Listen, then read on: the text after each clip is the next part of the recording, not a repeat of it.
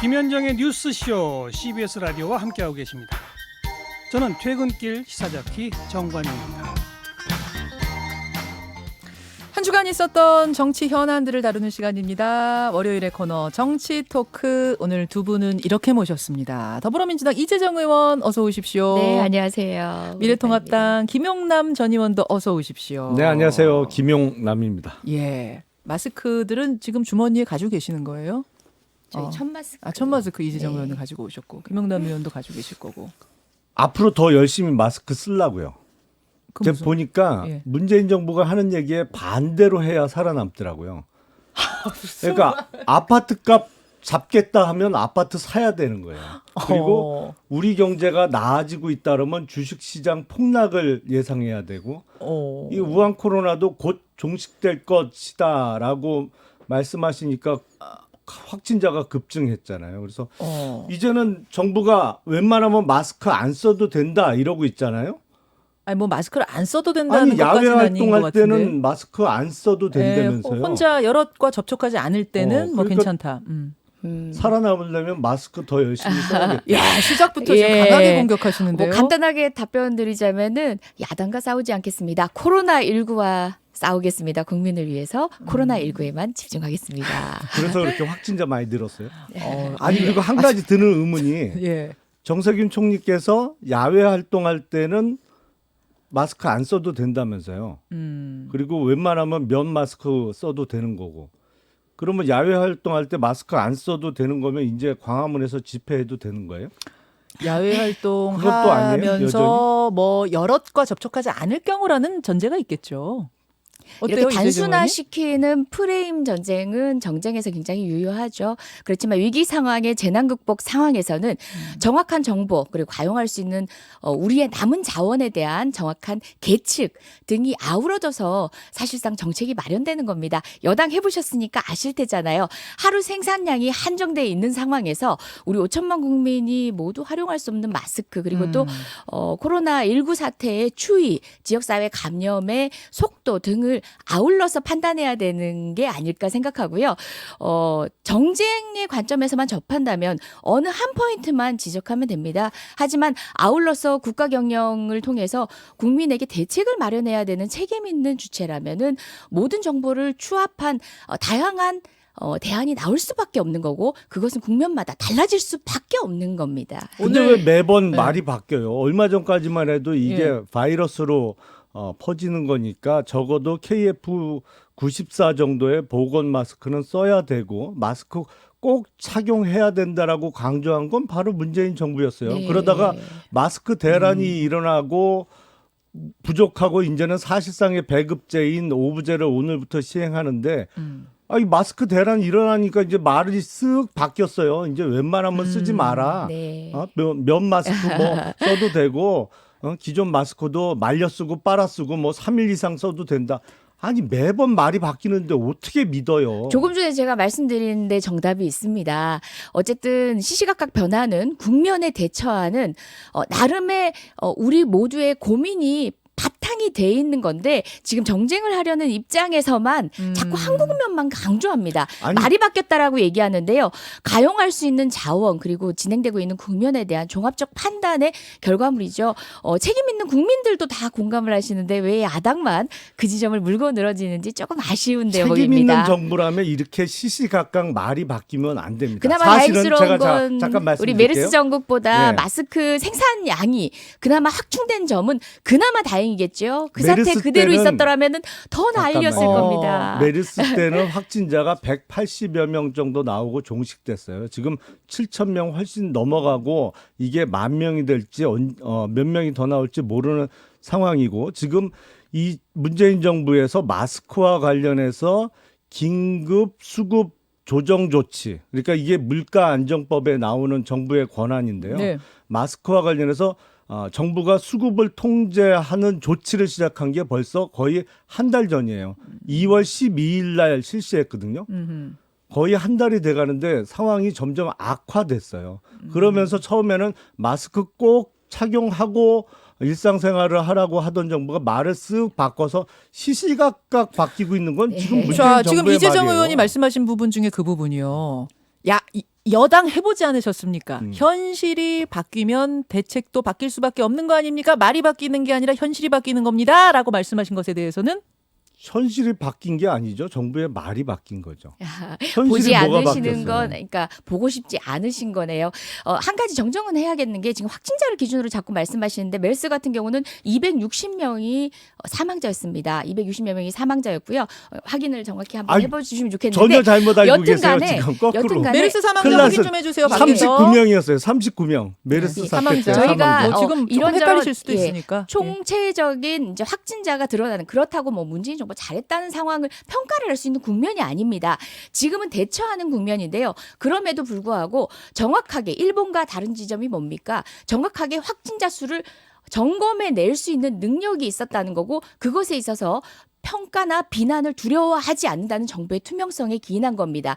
저희가 이 질병에 있어서는 평가, 물론 정부가 모두 잘했을 수 없고 국민 역시도 대처하는 가운데에서 정부에 대한 볼멘소리 있습니다. 있음에도 불구하고 기다려주는 것은 싸움에 나선 장수들이 합리적 판단을 통해서 향후에도 예민하게 제대로 점검하고 제대로 대책을 내세워서 국민을, 나라를 살려주길 바라는 국민의 마음인데요. 야당도 동참해 주시면 고맙겠습니다. 민주당이 야당할 때 그 메르스 사태 때 왜 그러면 170여 명 됐을 때 박근혜 정부가 슈퍼 전파자라고 주장하고 대통령의 직접적인 사과를 요구하고 야당할 때는 왜 그러셨어요? 저는 구분해서 네? 굳이 이 상황에서 그때는 비교하고 싶진 현역 의원이 않지만 아니시라 당시 국민이어서 너무 잘합니다. 당시 메르스 사태 때 그저 가리기만 급급했던 박근혜 정부, 제가 필사해온 기록에도 나와 있는데요. 메르스 사태의 문제점을 지적하는 국민 모두를 옥죄기 위해서 입에다 재갈을 물렸던 정부였습니다. 우리 박원순 시장님 같은 경우는 투명하게 동선을 공개하고 병원을 공개했다는 이유로 정부의 비난을 들어야 했던 상황들 모두 다 생생히 기억하고 있습니다. 제가 지금 메르스 사망자 집계를 확인해 보니까 그 당시 메르스 사망자는 38명, 확진자 한명 잘못 알았구나. 186명 이렇게 상황이 끝났었던 거네요.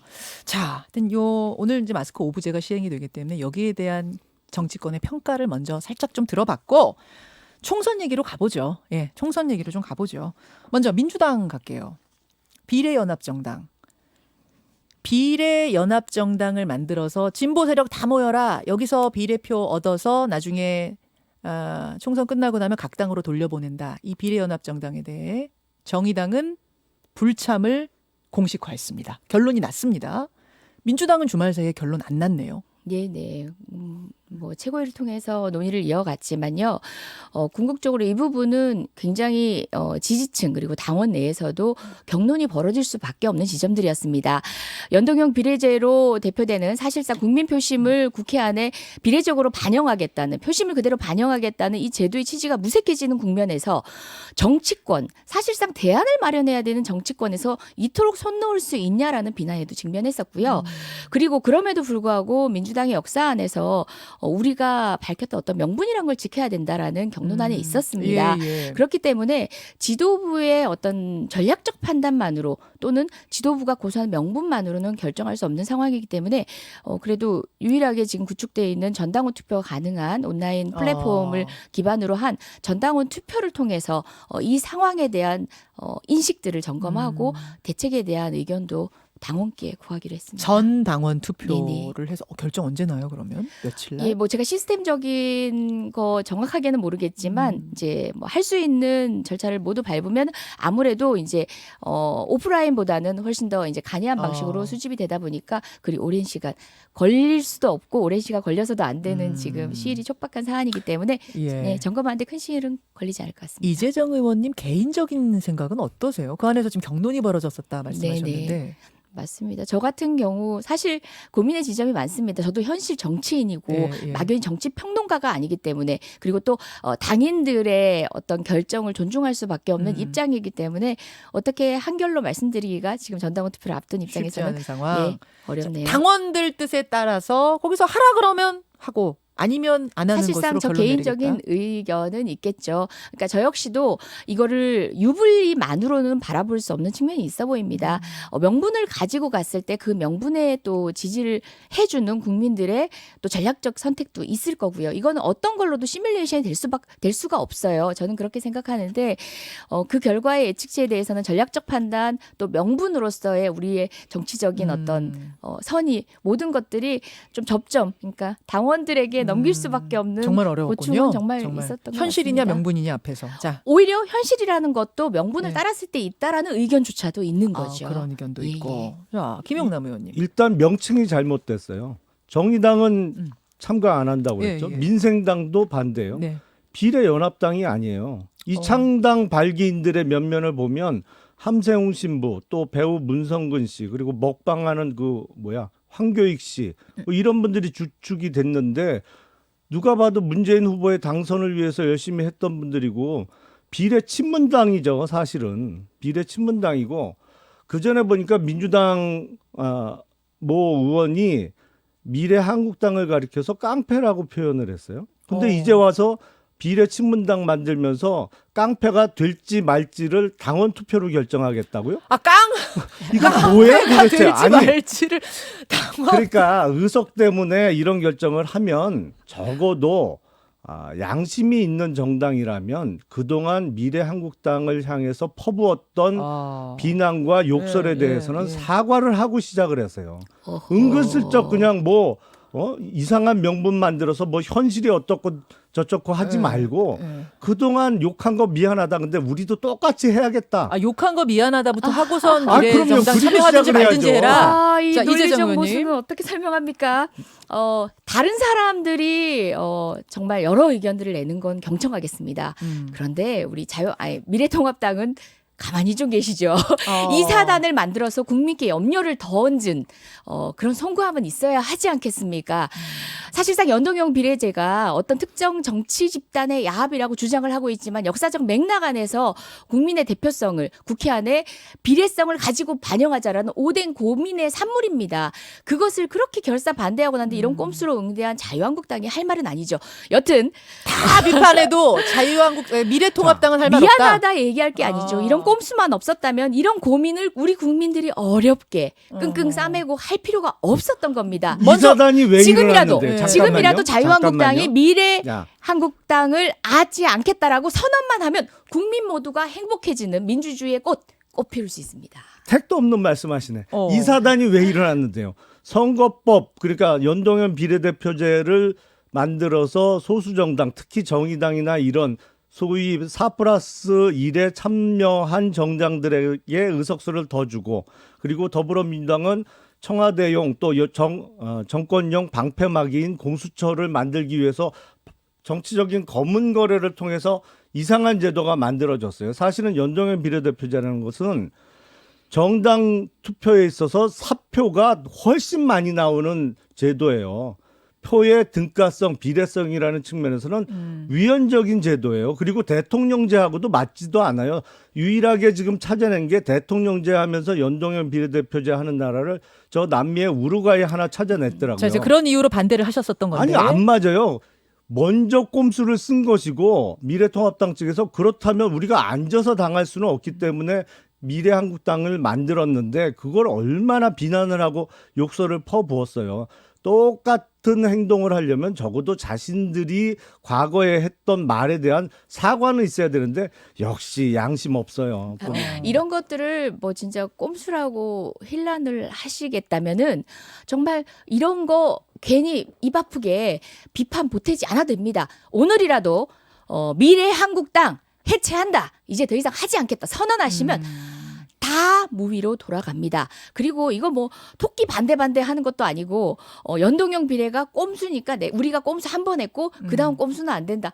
이런 논리 정말 정쟁을 아니 우리는 위한 만들지 말란 얘기는 안 지나지 해요. 않아요. 다만 비례 친문당 만들면 적어도 과거에 자신들이 했던 발언에 대한 진솔한 사과는 하고 시작을 해라고 깡패라고 하는 했던 거 거지. 사과해라 그 말씀이신 거예요? 그거 말고 온갖 욕을 많이 예. 했잖아요. 여튼저튼 자유한국당 미래통합당이 원래 당이고요. 예. 네, 미래한국당이 위성정당이고요. 그렇죠. 네. 안 도와줄 거예요. 지금 정당 명도 헷갈립니다. 깨서 하실 말씀은 아닌 것 같고요. 무엇보다 지금 한 가지 지적은 분명히 해야 될 게 뭐 사표가 더 많은 게 연동형 비례다가 아니고요. 오히려 하신 말씀 중에 하나를 제가 동의를 하자면 대통령제와 어떤 이제 다당제 구조가 마땅한 것인가 등등에 대한 제도적 고민에 대한 미래적 재원이시라면은 저도 일감 동의가 되는 지점들이 있습니다. 하지만 연동형 비례제는 분명히 소선구제가 가지는 어떤 사표 그리고 또 비례성을 반영하기 위한 오랜 학계와 그 어쨌든 고민의 전문가 집단의 고민의 산물이었다는 거는 인정을 하시는 게 맞는 것 자, 같아요. 이거는 뭐 끝도 없어요. 이게 결론이 날 사안은 아니잖아요. 양당이 생각하시는 게 워낙 다르니까. 다만 민주당은 결정한 건 아니고 당원 투표 결과에 따르기로 했다는 요 사실을 왜 일단 책임을 알려드리고 당원들한테 떠넘겨요? 당원과 함께 하는 거죠. 예. 결론이 이번 주 안에 날 테니까요. 내면은 저희가 나자마자 알려드리기로 하고 미래통합당 얘기로 좀 가보죠. 예. 박근혜 전 대통령의 옥중 편지가 지난주에 나온 후로 네. 군소 보수 정당까지 통합이 되는 분위기입니까? 아니면 오히려 분열이 되는 분위기입니까? 아니면 어떤 분위기입니까? 이도 저도 아니고 그냥 그 상태로 가는 거죠. 어... 그리고 어쩌면 선거 연대전 정도는 할 수 있을 것 같아요. 어쩌면? 예, 어쩌면. 근데 박근혜 전 대통령은 편지에서 뭉쳐라 그랬는데 한 당이 되긴 어려워요. 뭉치라는 게 미래통합당을 중심으로 예, 이제 예. 힘을 합치라는 그렇죠. 취지잖아요. 편지의 취지를 보면 예. 명확하게. 근데 힘을 합치는 것이 사실은 자유공화당 내지는 다른 군소 정당들이 지역구 후보를 안 내고 소위 비례대표 전문 정당으로서 3% 이상의 정당 득표를 위해서 노력하면 사실은 자유주의 진영의 의석을 최대한으로 가져갈 수 있기 때문에 그것이 어떤 면에서 뭉치는 것이죠. 그러면은 미래통합당 안으로 들어와라 지금 이렇게 뭐 원하는 상황은 아니시군요. 그런 움직임은 없는 것으로 알고 있습니다. 오히려 그쪽에서 들어갈 테니 지분 좀 다오 이렇게 하고 있는 상황입니까? 모른 척하고 있어요, 저희는. 그런 상황인 거군요. 뭐 이 사안은 양당이 토론할 사안은 아닌 것 네. 같습니다만 어떻게 보세요? 예, 갑자기 경로를 벌이다 차분해졌습니다. 그러니까 몇 년 전이 이렇게 떠올려지는데 저는 정말 우리 그 통합 저 진짜 미래통합당 안 헤어지세요. 미래통합당이 관심이 없어요. 예. 관심이 없어. 그게 아니라 너무 미래한국당과 이름이 좀, 왔다 갔다 예, 해서 예. 그 정말 무서워지길 바랬거든요. 과거와 절연하고 새로운 보수의 모습을 보여드릴 만큼 충분한 시간이 있었다라고 생각하고 총선 전에는 그 전열이 이제 구비가 돼서 완비가 돼서 저희가 두려운 그런 새로운 보수 세력의 등장이 있을 줄 알았는데 그게 아닌 점은 정치 발전사를 기준으로 본다면 저도 국민으로서는 좀 안타까운 지점들이 있어서 사실 방금 하신 말씀은 거의 경청하지 못하고 씁쓸한 마음으로 그냥 쳐다보고 있었습니다. 두려울 게 없다. 지금 이 통합되는 뭐, 작업들, 보수 예. 통합 작업 봐도. 왜냐하면 더 두렵다는 얘기는 정말 선의의 경쟁을 치열하게 해서 미래에 대한 예. 뜨거움으로 선거를 반갑게 맞고 싶었는데 예. 이 코로나 정국의 문제가 아니라 사실상 그 박근혜 탄핵으로 여전히 박근혜 선거를 치러야 하는 그야말로 선거의 제왕이라는 박근혜를 다시 소환해야 하는 우리 야당 제1야당의 모습이 조금 안타까운 거죠. 박근혜 선거를 또 치르려는 모습 보니 예. 안쓰럽다. 언제적부터 선거의 두려울 게 왕입니까? 없다. 2020년 선거까지 선거의 왕 박근혜 기대하겠습니까? 어떻게 생각하세요, 김 의원님? 글쎄요, 이 선거가 이번 4.15 총선하고 박근혜 전 대통령, 물론 미래통합당을 중심으로 힘을 합치자라는 메시지는 나왔습니다만 박근혜 전 대통령이 뭐 전면에 나서거나 아니면 소위 전면으로 다른 당이 내세워서 치를 수 있는 선거는 아니고요.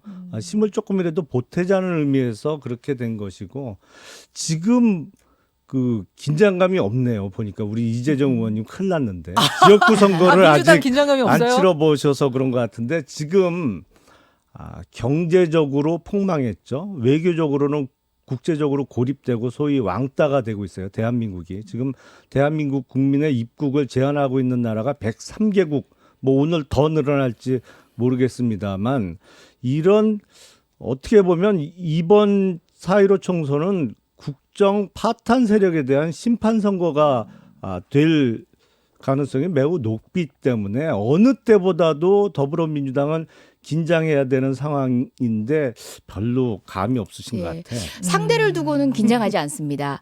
저희는 거듭 선거라는 거는 뭐 1번과 2번과 3번의 싸움인 것처럼 보여지지만 저희는 이제 선거를 상대해 놓고 있지 않습니다. 정말 원칙적으로 돌아가서 국민의 마음을 얻는 코로나19 국가적 위기 상황에 대처하는 게 선거운동이다라는 마음으로 사실 현장에 알겠습니다. 있거든요. 알겠습니다. 저 이걸 좀 질문 드려야 되거든요. 김용남 의원님. 네. 홍준표 전 대표. 예. 김태호 전 지사 두 사람 다 컷오프 됐어요. 예. 김태호 전 지사는 무소속 출마하겠다고 벌써 선언을 했고 홍준표 전 대표는 오늘 기자회견한답니다. 무소속 출마하겠죠? 그럴 가능성이 높아 보이는데요. 아니 요 상황은 뭐 어떻게 보세요? 이렇게 이 유력한 두 사람이 나가서 무소속으로 뛰게 되면 당연히 미래통합당에는 이게 불리한 상황이 될 텐데 그럼에도 불구하고 지금 컷오프를 했고 요 돌아가는 공천판은 어떻게 보세요, 김 의원님? 지금 유력하다고 말씀하신 것은 두 후보가 애초에 출마하려고 그렇죠. 했던 거기 자기 나가면. 고향이나 뭐 경남 예. 이런 선거구에서 그 미래통합당 후보로 나갔으면 유력하다는 의미겠죠. 근데 무소속으로 나가도 유력한 거 아니에요? 글쎄요, 모르겠는데 그쪽 지역은 미래통합당에 누가 나가도 유력해요. 아, 홍준표, 김태호라는 이 유명한 개인이 나와도 당에 찍어줄 것이다. 아니 그러니까 그 지역은 우세 지역이고 꼭 그 두 사람 아니더라도 누가 당의 후보로 결정돼서 나가더라도 유력한 후보가 될 수밖에 없는 것이고 지금 현역 의원에 대한 대폭 소위 물갈이를 하고 있잖아요. 예. 그 물갈이에 두 사람이 왜 예외가 돼야 되는지 예외가 될 수 있는지 저는 잘 이해를 못 하겠어요. 사실은 정치 오래 했다고 하지만 홍준표 전 대표의 경우에 바로 2년 전에 실시된 지방선거에서 그야말로 폭망했잖아요. 예, 그때 예. 당을 이끌었던 사람으로서의 책임감도 있어야죠. 근데 그런 게 별로 안 보이고 있어서 참 실망스럽기는 한데 특히 TK 지역에서의 현역 의원에 대한 대폭 물갈이 그걸 명분을 찾기 위해서라도 두 사람이 계속 자기 고향에서 출마하겠다 아니면 네. 옆 동네에서 출마하겠다는 그걸 받아주면 사실은 다른 지역에서 대규모 손을 댈 컷오프를 할 수 수가 없다. 있는 명분을 찾기가 어렵죠. 설사 홍준표, 김태호 두 분이 무소속으로 나가서 거기 한 두석을 잃는 한이 있더라도 전략적으로 옳은 선택이었다고 글쎄 보시는 잃을까도 싶고 그것도 그렇게 모르겠고. 스스로를 거물이라고 생각을 하면 예. 수도권 올라와서 치열하게 붙어야지 왜 자기 앞마당에서만 하겠다고 해요. 알겠습니다. 이제 30초 남았는데 이재정 의원님 덧붙일 말씀 있으세요? 뭐 다른 당 얘기지만. 뭐 다른 데 얘기는 해서요. 어쨌든 간에 이제 그 우세 지역의 분들을 뭐 수도권으로 돌린 부분은 저도 이건 뭐 혁신적이다라고 생각했는데 근데 정작 그곳에 대한 공천은 올드보이들이 다 채웠다라는 거는 좀 씁쓸하겠습니다. 여튼 뭐 공천이라는 거 국민이 평가하실 테니까요. 저희도 이제 저희가 내세워드리는 비전 오늘날 국가위기 사태를 대처하는 모습으로부터 국민의 마음을 얻도록 노력하겠습니다. 자, 여기까지 정치 토크 더불어민주당 이재정 의원, 미래통합당의 김용남 전 의원 두 분 고생하셨습니다. 네, 감사합니다. 고맙습니다. 김현정의 뉴스쇼는 청취자 여러분의 참여로 이루어집니다. 트위터, 페이스북, 레인보우 게시판, 그리고 단문 50원, 장문 100원의 유료 문자 샵 1212, 우물정 1212 통해 참여하실 수 있습니다. 김현정의 뉴스쇼 여러분과 함께 만듭니다.